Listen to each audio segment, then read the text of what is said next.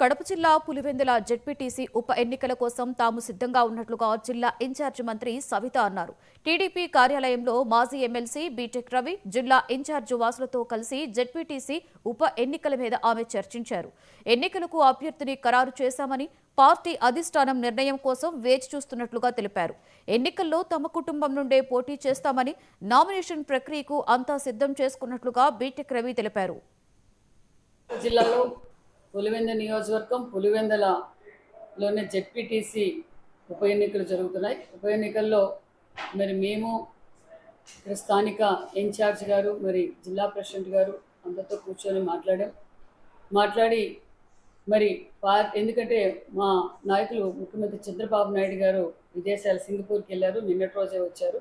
చంద్రబాబు నాయుడు గారి ఆదేశాల మేరకు మేము కట్టుబడి ఉంటామన్న విషయం కూడా తెలియజేస్తూ మరి అధిష్టానం నిర్ణయం కోసం ఎదురు చూస్తాం. లేకపోతే ఈ రోజే నామినేషన్లు వేసేసేవాళ్ళం. మేము సిద్ధంగా ఉన్నారు. రవి గారి భార్య పేరు లతా గారును భరత్ పేరు మీద వేయటానికి సిద్ధంగా అన్ని రెడీ చేసాం. అధిష్టానం నిర్ణయం కోసం ఎదురు చూస్తున్నాం. ముఖ్యంగా అందరికీ కూడా తెలుసు, తర్వాత ఇప్పుడు పులివెందుల జెడ్పీటీసీకి ఒక ఉప ఎన్నిక అనేది వచ్చింది. అది కూడా ఆయన చనిపోయి ఇప్పటికి దాదాపు 2.5 సంవత్సరం అయింది.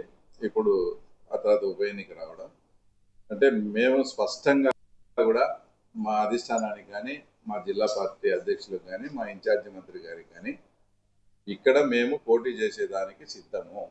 అవసరమైతే మేము రాజకీయాల్లో మేము ఎంత రిస్క్ తీసుకునేదానికైనా ఆ తర్వాత మేము వెనుకాడడం లేదు. ఎందుకంటే అంతకుముందు రాజశేఖర రెడ్డి గారు ముఖ్యమంత్రిగా ఉన్నప్పుడే మా ఊర్లో మేము సర్పంచ్ కూడా కంటెస్ట్ చేసి గెలిచినాం రాజకీయాల్లో. కాబట్టి మేము పోటీ చేసేదానికి సిద్ధము. ఇందాక అధ్యక్షుల వారు చెప్పినట్లు మా కుటుంబ సభ్యులు అన్నారు.